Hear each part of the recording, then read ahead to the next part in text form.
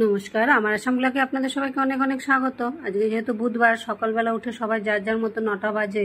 এখন আজকে কীরকম রৌদ্র উঠেছে, আর আকাশটা দেখেছেন একদম পরিষ্কার ঝলঝলে হয়ে আছে। যেমন হোয়াইট আর ব্লুর কম্বিনেশন, ওরকম গাছটাও এরকম একদম পুরো ফুলে হলুদ হয়ে রয়েছে। আর বাইরে আজকে সকালবেলা 9টার সময় এত প্রচণ্ড গরম। যাক, আজকে টিফিনে বানালাম পাতলা আলুর ঝোল আর রুটি, আর সঙ্গে আছে চা। এই দিয়ে জলখাবার খেয়ে যারা যারা দুজনে খেয়ে দিয়ে বেরিয়ে গেছে। এবার আমি আমার মতো একদিকে ডাল সিদ্ধ বসিয়েছি, একদিকে ভাত বসিয়েছি। রান্নার তেমন একটা কিছু করব না, কালকের অনেক তরকারি রয়ে গেছে। সেজন্য ভাবলাম আগে বাসি তরকারিগুলোকে শেষ করে নিই, আর এখানে আজকে একটু ডাল চচ্চড়ির মতো করব। সেজন্য ডালটাকে আর প্রেশারে দিলাম না, প্রেশারে দিলে পুরো ডালটাই তো গলে যায়। একটু এই ডালটা একটু ফাটা ফাটা করে সেদ্ধ করে নেব, যাতে বেশি না গলে। তারপরে পেঁয়াজ রসুন সমস্ত মশলা দিয়ে তারপর ফোড়নটা দেবো। আগে লঙ্কা ছাড়া উঠিয়ে নেবো আমারটা, আর উমারটার মধ্যে লাস্টে একটু লঙ্কা পেঁয়াজ রসুন এগুলো দিয়ে ফোড়ন দিয়ে তাই করবো। আর বাকি বাসি তরকারিগুলো সব গরম করে নেব।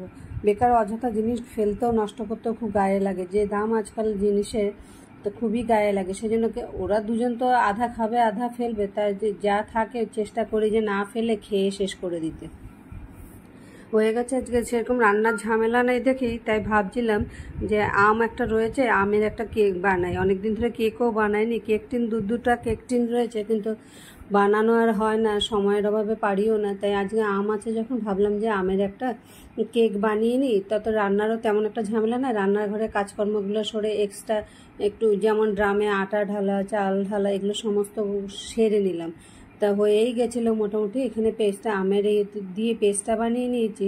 এর মধ্যে একটু সুজি, বেকিং পাউডার, বেকিং সোডা, একটু নুন, আর এখানে গুড় দিয়ে করেছি, কারণ চিনি এতটা করেনি। সেই জন্য ভাবলাম যে আমার কাছে পাটালি গুড় আছে, গুড়টাকেও মেল্ট করে নিয়ে তারপরে দিয়েছি এর মধ্যে। আর সমস্ত কিছুর উপরে একটু ড্রাই ফ্রুটস দিয়ে দেবো। এটা বসিয়ে দিয়ে কেকটা বসে গেলাম খেতে। শুটকির চাটনি আছে আর ডিমের তরকারি ডাল দিয়ে খেয়ে দিয়ে আজকের মতো বেরিয়ে পড়বো টিউশনে। রাত্রেবেলা এসে তারপর দেখি কেকটা মোটামুটি হয়ে গেছে, ওইটাকে আর ধরলাম না, ওইরকমই রেখে দিলাম। রাত্রেবেলা ওরা দুই বোন থাকলে যে ঘরে থাকে তাকে দিয়েই কাটায়, তাই উমা আসলে পরেই দেবো কাটতে। আর ব্লগ দেখে যারা যারা কমেন্ট করছে, যেমন তানিয়া হাসান, বর্মন কিচেন, মৌসুমি, হাহু বোয়ারি পাকঘর, সবাইকে অনেক অনেক ধন্যবাদ তোমরা কমেন্ট করার জন্য। আর এইভাবে পাশে থেকো, যতটুকু পারি চেষ্টা করব আমার তরফ থেকে যতটুকু ভালো করার জন্য। আমার আসাম ব্লগের তরফ থেকে সবাইকে অনেক অনেক ধন্যবাদ।